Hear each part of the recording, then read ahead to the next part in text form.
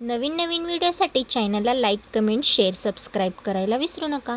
नमस्कार विद्यार्थी मित्रांनो, नर्सिंग नोट्समध्ये आपले स्वागत आहे. तर आजच्या व्हिडिओमध्ये आपण प्रश्न क्रमांक 2 मधील टिपा लिहा मधील ड प्रश्न ज्युवेनाइल डेलिक्वेन्सी हा क्वेश्चन बघणार आहोत. तर ज्युवेनाइल डेलिक्वेन्सी म्हणजे काय, तर किशोरीय गुन्हेगारी ही एक महत्त्वाची सामाजिक समस्या आहे. जेव्हा 18 वर्षाखालील मुलामुलींकडून कायद्याचे उल्लंघन होते किंवा समाजविरोधी कृत्य घडते तेव्हा त्याला किशोरीय गुन्हेगारी असे म्हणतात. तर याची कारणे कोणती आहेत, तर मुख्य कारणे बघा, मुले गुन्हेगारीकडे वळण्यामागे अनेक कारणे असू शकतात. तर त्यामध्ये आहे कौटुंबिक कारणे, कुटुंबात वारंवार होणारी भांडणे, पालकाचे दुर्लक्ष, गरिबी किंवा पालकांपैकी कोणाची तरी गुन्हेगारी पार्श्वभूमी, म्हणजे कुणीतरी पहिला गुन्हा केला असेल कुटुंबात. संगत, वाईट मित्राच्या संगतीमुळे मुले व्यसनाधीन होतात किंवा चोरीसारख्या कृत्याकडे वळतात.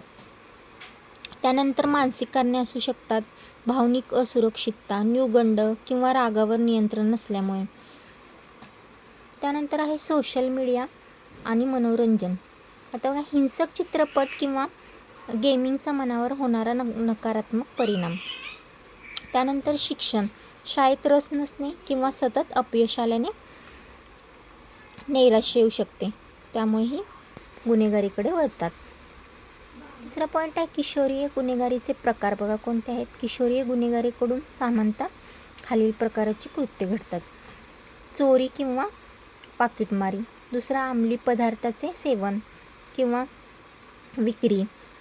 त्यानंतर मारामारी आणि शारीरिक दुखापती. चौथा आहे सायबर गुन्हेगारी, उदाहरणार्थ सोशल मीडियाचा गैरवापर. त्यानंतर विनापरवाना वाहन चालवणे. चौथा पॉईंट आहे प्रतिबंधात्मक उपाय काय आहेत, हे रोखण्याचं उपाय काय आहे, तर ही समस्या रोखण्यासाठी खालील उपाययोजना महत्त्वाच्या आहेत.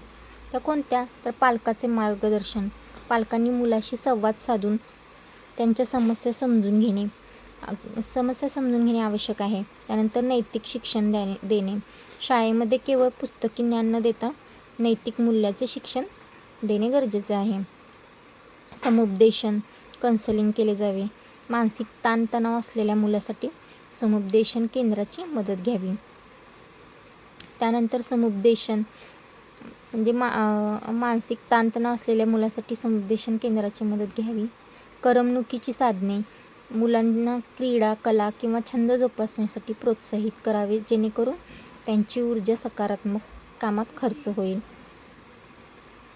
भारतातील कायदेशीर तरतूद. भारतात बाल न्याय, मुलांची काळजी आणि संरक्षण अधिनियम 2015 नुसार लागू आहे. या कायद्यानुसार गुन्हेगारी मुलांना तुरुंगात न ठेवता बाल सुधारगृहात ठेवले जाते. त्यानंतर त्यांचे पुनर्वसन करण्यावर आणि त्यांना शिक्षणाच्या प्रवाहात आणण्यावर भर दिला जातो.